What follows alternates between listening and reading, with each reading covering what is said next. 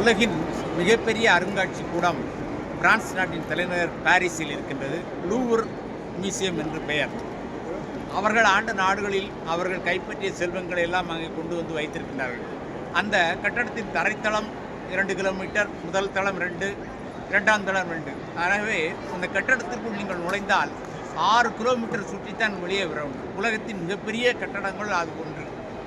அதற்கு அடுத்து இந்த லண்டன் மியூசியம், பிரிட்டிஷ் மியூசியம். இவர்கள் ஆண்ட நாடுகளிலிருந்து எடுத்துக்கொண்டு வந்த கலைப்பொருட்களை எல்லாம் இங்கே வைத்திருக்கின்றார்கள். ஆனால் லண்டனில் மிகப்பெரிய ஒரு புரட்சி என்ன என்றால், எந்த ஒரு மியூசியத்தை பார்ப்பதற்கும் கட்டணம் இல்லை. இதை பார்க்க குறைந்தது அங்கே 3000 வாங்குகிறார்கள், இங்கே 1 பைசா கட்டணம் இல்லை. ஆனால் இணையதளத்தில் முதலில் முன்பதிவு செய்து கொண்டு உள்ளே நுழையும் போது அதை காட்டி விட்டு உள்ளே வந்தால் போதும்.